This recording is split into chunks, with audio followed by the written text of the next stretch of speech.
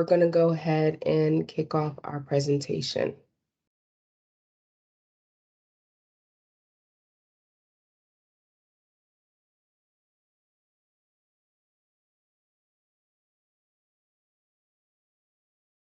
So hopefully everyone can see this.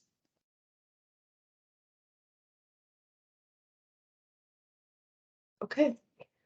So let's go ahead and get started with this. So welcome everyone and thank you for joining us. As I mentioned, our conversation today is going to be solely focused on the Mass Health Supplemental Data Request. And so we're going to just provide more information and more clarity on what the request is and also the recommendation. So we're going to get into a quick background and then we're going to talk about the review of Attachment A. What are some of the key components that you should be looking for in completing that form? And then we're going to do a demo in Zoll, in the data system that many of you all have, and we'll share some of some thoughts and ways of extracting the data. And then we'll do a quick summary of the details. So what are the key take-home points of the presentation today? This is an interactive meeting, so please don't wait until the very end to ask questions. Feel free to jump in at any point if you have any questions or comments about the things that were being discussed. So the first point that we want to talk about is that Mass Health made that first initial payment back in February of 2022. So this is despite not having CMS approval, because Mass Health understood the importance of the work that we're doing here and what that supplemental revenue will do for many of the folks in Massachusetts. So just as a quick reminder, those payments to the providers are based on each provider's total actual Medicaid payments. So that's what the payments are based on, but the assessments will be based on your total revenue. So not just Medicaid, but commercial, Medicare, Medicaid. But since then, CMS has directed Mass Health that they needed to make a few changes to the program. One of the biggest changes is that the program will be based on emergency revenue only in the assessment.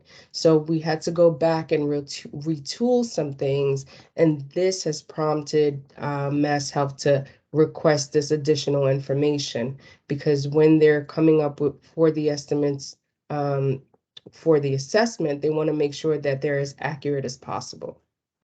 So I know a lot of folks have been asking, we've already submitted this information. Why are we, having to send in more information? Well, this is why. This is a supplemental data request. So in the request, if you will look at it shortly, but what Mass Health is wanting you to report now is teasing out some information specifically on your non-emergency ambulance services. So when we say non-emergency, what are we referring to? We're referring to two codes. So excluding the revenue that's associated with AO426 and AO428. They also are requesting the out-of-state revenue information. So anything that should not be included in the assessment, they just want to go back and make sure that they can collect this additional information from providers to match it up with what they have, to make sure that, again, that they're not going to bill you, they're not going to send you an assessment that's greater because they don't have the most accurate information as possible. And if none of these things are true for you in your organization, then Mass Health wants to know that information too. So even if you have nothing to report, you can submit information and we'll share that those details with you later to Mass Health, saying, none of these things are applicable to me. I don't have any additional information to report, but either way, they do want to hear from you. I'm going to go into the actual attachment A, and I hope that everyone has had an opportunity to see that. If you have not, we do have the link that we will be providing folks again with the summary so you can see what that looks like. The first table is, just summary information that's about your organization. But the second table, which is the non-emergency ground ambulance revenue, and this is where when we start talking about providing that additional revenue information, this is where we're starting. So Mass Health is asking the providers, you all, to fill out categories 1 through 7. So revenue that's specifically for AO426, AO428, and they broke these two columns down. And then there's a third column for the total. But what Mass Health understands is that, number one, the timing on this is really, really tight. So they want to make things as easy as for folks as possible. So they're saying, we would love all of this information. But if you can't give us all of this, then just focus your attention on line 8. And that's what we're telling folks. That's the guidance. Focus your attention on line 8, specifically this last box right here. So the total column. So if you can't, or if you're having a difficult time breaking out the information by these two codes, you should be able to generate a report based on your non-emergency revenue. Bill and Tim will go into that shortly and to show you an actual demonstration of the report that will help you do that.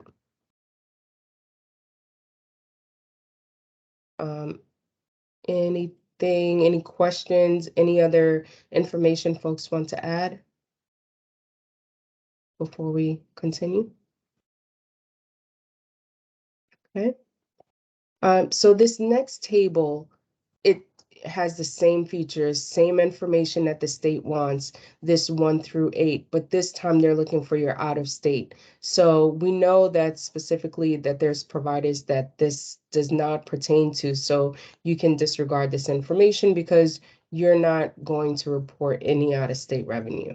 And again, if this is applicable to you and your organization, the same guidance is what we're providing is focus on that last line, specifically this total column, because there's an understanding that it's a short time frame and the number that they need the most, it would be this number. And so this is the number where we would focus on.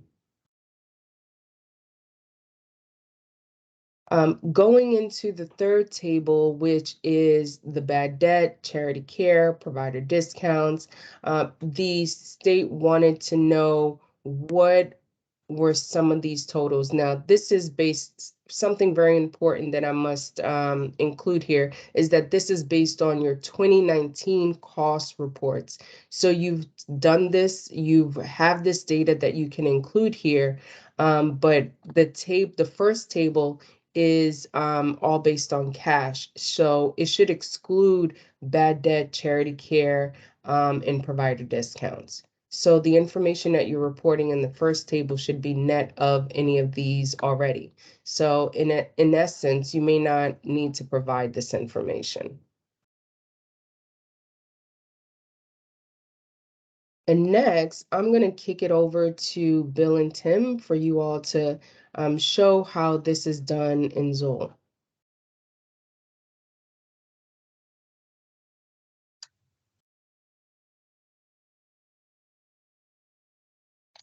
So we know that a lot of folks are on Zoll. For those of you who are not on Zoll, you can probably in your own system just hopefully there's a way to get at this inside of your software based on some of the parameters that we're going to set up here with Zoll. We looked at this a lot of different ways with Zoll, and none of us were able to really come up with a canned Zoll report that ties cash to specific base rates. Now, there's all kinds of different ways to do this. We're trying, all of this prefaced by keep in mind the perfect is the enemy of the good. There's really going to be no real great perfect way, I think, to do this, but Mass Health and all of us kind of agree that that this is a good way to get at it, and we can just get at one big number to plug in to that line 8 for the total and call it a day. So the way to do that, we're thinking, is to just look at the actual cash that came in against trips that have the base rate A0428 and A0426 for dates of service 2019. Okay, so we had to create a custom report for that. And at the end of this, what we're going to do is we're going to send you guys the files for the custom report so you can install them in your actual own system, right? So in Zoll, a custom report, or any report for that matter, is 2 files, right? And you're going to have to install both of those files. And a big part of what we'll talk about and what you see on your screen here, this one pager, is the instructions are the instructions on how to go into your system and install these 2 files that comprise and will give you this one report that will do this. So without any further ado, we'll bring Tim Harron, our CIO, on,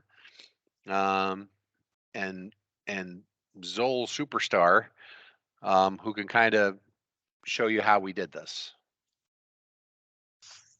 All right, thanks, Bill. So we have those 2 files that Merv is referring to here. As of right now, they're named the deposit detail with charges. So we'd ask you to open up your central share. If you're not familiar with where your central share is, the instructions do go through real quick. But if you just run down to your RescueNet folder, you will have this support toolbox option right here.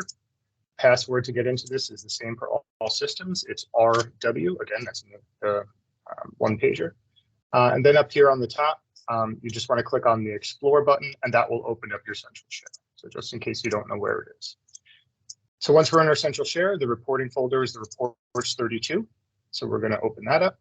We suggest that you drop the folder in the the files in the custom folder.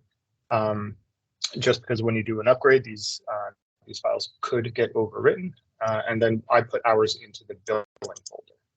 Okay, so now I have my deposit detail with charges here. So now once I open up my reporting system, file structure is the same that we see in your reports 32. So again, I'm going to open up my custom and then again my billing. I'll open this up just a little bit. And deposit detail with charges. So we've limited this a little bit. So we only have the trip date and the deposit date. So we're suggesting you use the trip date. Select our company. Going to use Pro. Can you find it? Okay. And then trip statuses that we've selected was billed, closed, complete, or verified. Credits, we have all of our payments. And then charges, we have all of our non-emergent for ALS and BOS. Pull up the credits drop down, Timmy, if you would.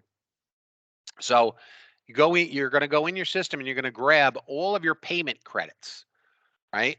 All of the payment credits, all the cash, and probably you should actually include the refunds also, to get to the right cash. But it's the payment credits only. And on the charges, if we look at the charges drop down. Now, for us, our charges drop down, and this is where it's going to be different for everybody, right? Everyone is going to have different kinds of payments that they call them different names, right? Payments and how they want to track stuff in their system, but in the end, they're all payments, right? Because the system will differentiate between payments, contractuals, write-offs, right? So grab all of your payments and put them in. And in terms of charges, again, we bill for a whole bunch of services. So we've got,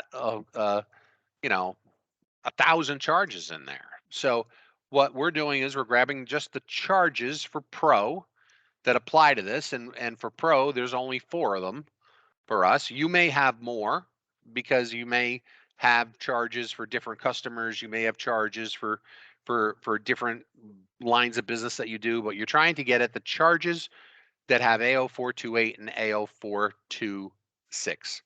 And these are the 4 for pro that are in there. Okay, go ahead, Timmy. Sorry. Okay, and then once you execute your report, the saying go to your last page here, and then that's going to be your number for the box. And that's it. That's the big number.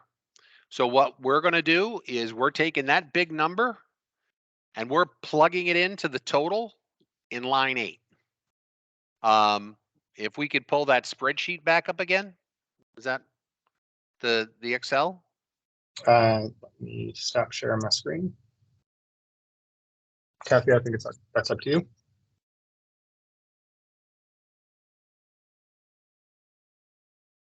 And that's it.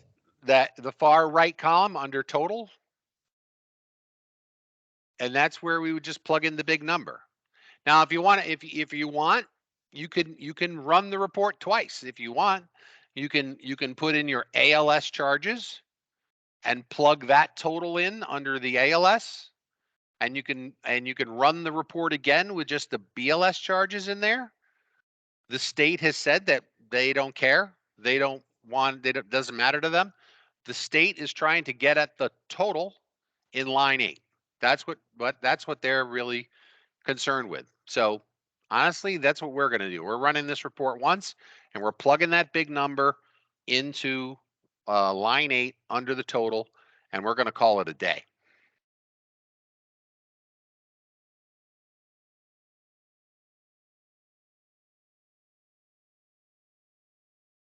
Okay. So now we're going to open it up to questions. I know folks were intently listening and following along, but this is your opportunity to ask questions. So unmute those phones.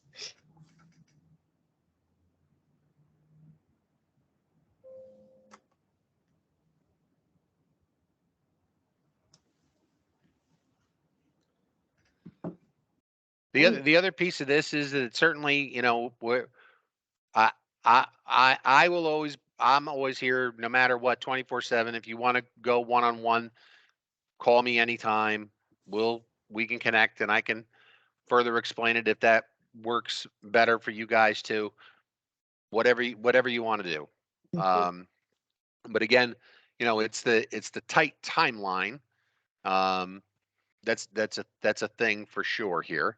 So like I said, we're trying to get to a good way to do it, albeit not perfect. And it looks like we have some questions. So Brian, maybe we'll start with you. So it looks like the page 1 there, looking for revenue, was based on non-emergency revenue. But then your second page, which talked about, you know, the write-offs and such, that said it was geared towards emergencies. Or did I miss something there? That second page said for emergencies. I can tell you this sheet has already gone through 3 or 4 revisions from the state where we've been catching stuff left and right. And honestly, Brian, you know, this is why we're trying to keep it as simple as we possibly can, which is find that one number and plug it into that one box and it's over. And Okay. they're totally fine with that. Now, the one thing that ends up being funky is when you're trying to include your out of state stuff, right? So you can run, you would run this potential, if you have out of state stuff, there's going to be all different ways to try to capture and segregate that out of state stuff. And so we may need to even help create another custom report for you guys if there's things that need to be done for that. But the vast majority are all within Massachusetts. Anything else, Brian, regarding that, or did that answer your question? No, I get it. Thank you. Yeah, and then we'll, like Bill said, we will consult with the state just to make sure that we have the latest and greatest, but that's what they reported. So let's But see. when you're referring to out of state, that's if you have an operation that's out of state, right? Yeah. For If Oh, you're trying, if you're trips. trying to include trips that initiated okay. Mm-hmm, in another state. mm-hmm. Yeah, so Merg, John Miller here, Pride Star. Like in 2019, roughly 8% of our revenue was out of state. We're right on the border, Yep. New Hampshire. So if we need to circle back with you, if we can't get a clean number, we will do so. But you're just looking again for that right-hand box on number on line 8. You're not looking to differentiate between ALS and BLS. You're just giving that total number. That's it. You can differentiate between ALS and BLS if you want, but the state's already said we don't need to do it. So again, we're just trying to keep this as easy for everybody as possible and just plug that one number in. And how is that file coming? You guys going to email Mm-hmm. everyone that was on that distribution email that got the spreadsheet? Yep, you'll get both of those. You'll get both of those files to install and the one pager with the instructions on how to do it. And when is that coming over? Today? Today, All right. you'll have it today, and we'll also include the attachment A just to make things easier. So, we will have all of those things. Merv, did you guys have any issue with the installation? I know Zoll is a sensitive beast. So just questions if that created a waterfall of any other No. ancillary issues when you installed it.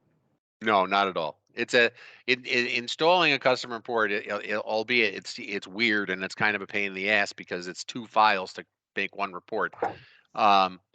There really shouldn't be any drama. The only thing we would say that is funky maybe is that you should try to put it in. You should try to put it in the custom folder, because if Zoll does an update, there's a possibility that that custom report would get wiped out if it's or kludged up if it's not in the custom folder. That would be the one funky Zoll part. Okay. And if, Thank you. if there's any issue on that, you could just have Chris Coleman just call me directly and I'll take care of it for him. Thank you. Yep. Yeah, I've been texting with Chris as been on this call. So if he has any questions, I'll have him reach out to you, Tim. Thank you. Thanks. Perfect. And I think we have a hand from Rebecca. Yeah, a couple things. So the money that came in February was based on 2019 revenues. Mm-hmm. Yes. Is this going to be an ongoing, like at some point, are we going to get more money based on 2020 and so on and so forth? Yes. This program has passed legislation, so we're now in the implementation phase. So moving forward, the plan is to do the assessments and payments on a quarterly basis. But the reason we had this delay is because we had to go back and retool some things because of the CMS ruling. But moving forward, it should be seamless. Maybe for the next year, Rebecca, things might be a little funky in terms of the timing of the assessment and the payment. But after that, once the state is able to catch up, it should be done on a quarterly basis. Yeah, the Bill, CMS anything else? Mhm. the CMS thing is just out of the blue, right? There were multiple states that already had this program up and running in this format, and CMS has upended and unwound all of them, and even stuff that was already up and running, which was shocking, really. And so a lot of people are going back to the drawing board, and that's what led to the delay here. So it's not a Massachusetts issue, it is a national issue. And rest assured, the national issue is not dead. As a national issue, it's not dead. There's a lot of people working on it in the background to see if we can change it's literally an interpretation of their own regulations, which they previously implemented in the way that we put it in. So that's the crazy part, right? And so we're really working in the background, a lot of people nationally, to get them to change their interpretation back to where they were before, and to so this exercise wouldn't be necessary. obviously it's easy when you just go, all right, what's the top line? What's the assessment? And now here comes the money, right? But I think nothing is ever easy in CMS world. And but rest assured, there's a lot of people working on it in the background to get them to change back. But there's no sense in waiting, right? And other states are going to go forward with their programs too, just on using emergency only, because either way, it doesn't. You're leaving money on the table if you don't, right? It's crazy. It would be crazy to not go forward and push ahead with the emergency only assessment part. So that's what we're doing, and the state. I got to give them credit on this one for EOHHS, where they actually paid money in advance with the understanding that CMS was just going to rubber stamp it and approve it. And they're completely set up. And as soon as this thing gets officially approved, which everyone anticipates will be quickly, because this has already been an issue in multiple states, and now that they see what they want, it should go fast. And then what you'll see is the state go rapidly to do the catch up from the third quarter of 21 all the way through the fourth quarter of 22. So there's they've got a lot of catching up to do, and they're prepared to do it. So on this one, we got to give the state some credit for the way that they've been doing this. The state could have made this little exercise that we're talking about here. The state could have made it remarkably hard by, with the usual bureaucracy and nonsense. And the state made this remarkably easy to just give them the one number and that's it. I mean, I really have to give them some credit on this one for sure. So John Miller again from PrideStar EMS. Is there a formula that would help us understand the assessment piece and the payment piece? The formula for the assessment piece is 5.75% of total emergency revenue. The payment piece is not necessarily, I guess, I don't know if I could call it give it credit for a formula, but I guess I'll leave that to the data guys to parse through that. Brad, I don't know if you have anything you want to add to that. The assessment piece is much simpler because we've got the 5.75% and your numbers. The the payment side is based off of the total pool that's going to be collected, and we don't know the exact number for that yet, so the formula is not very easy. But it's going to be less than what you got before, as the short answer, because it's changing based off of the pool amount.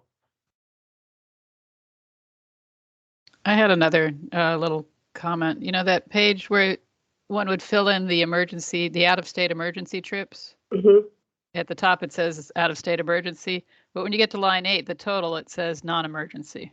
It looks like it's a typo. Like you would think the total for that page would be the total out-of-state emergency. Mm-hmm. So I don't know if you want to look at that. But we'll look at it all. Like I said, we've had so many iterations of this, and every time we go, we catch little nuggets, or sometimes it's just a posting that what they posted has been incorrect. That's going to be a typo.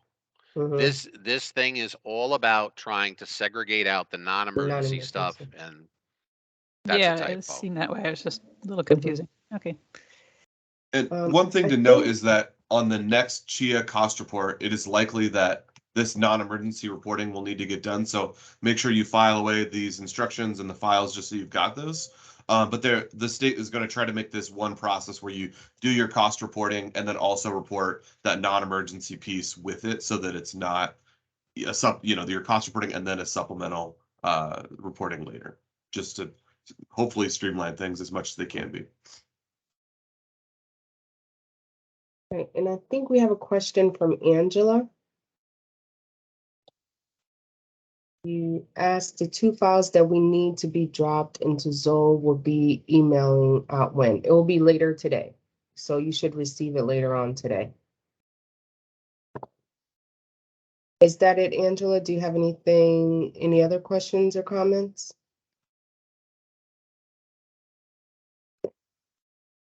Right, and Norma, you had a question. When will this presentation be available for viewing? We are going to download the presentation and make it available, hopefully by the end of the day. We are planning now to do a 360 communication. We will send out, Dorsey will send out emails, but MAA will also have this information posted and available for everyone as well. So, we want to make sure that everyone has an opportunity to get that. Michael, you had a question about the file types. Is the file a .rpt or a int? It's a IN2 and an RPT. Jonathan, okay, all right. I think that's all the questions. Anything else? Okay, so one last slide to share if there's nothing else, which is our just quick summary slide. Let me get to that. So, and then it's going to make me go back to the first page. So just some quick take homes. So who is impacted? All non-governmental. So that's private, right? Nonprofit, profit, volunteer, ground ambulance providers. So this is the population of folks that we're talking about. So what is what is being requested is the supplemental data that we talked about on non-emergency revenue, specifically related to your 2019 revenue and what you've included in your cost reports. What do you use to submit that information? It's the attachment A. It is available on the state's website. We also link it here directly, but we're going to go back and just do one more run through of that form just to make sure there's no additional typos or things that we need to alert the state about. So you see here it's corrected and downloaded. So that was the last time. By when is the state requesting this information? So Monday, November 28th. But now that you have, now that we're going to provide you with this tool that you can create the report, hopefully you should be able to do it even before then. And then who do you need to submit that report to is Montura Amaro. And I butchered that, but please forgive me. So this is who you'll be sending that attachment A to. So this is just a quick summary, one-stop shop for you guys with regard to the key takeaways. John Miller again, Pri-Star EMS. I did see, I thought in the communication that Sellers Dorsey wanted this on 11/23 prior to the 11/28 deadline for a review. Is that? We have since changed direction on that. So John, just send it to Mass Health. Yeah, you can copy us on it if you want us to, take a second look. We are recommending that folks do that. Our SMEs work with the state on, on the different estimates that they do. So you can continue to do that, but the submission deadline is November 28th. Thank you. You're welcome. Anything else? All right, folks, you have been absolutely wonderful. If you have any questions or comments, you do have our contact information in the previous email, but we'll be sure to include it again in the next communication. And if you have any questions, you have your experts in Bill and Tim regarding the system to help you tease out what you need to include in those reports. Great.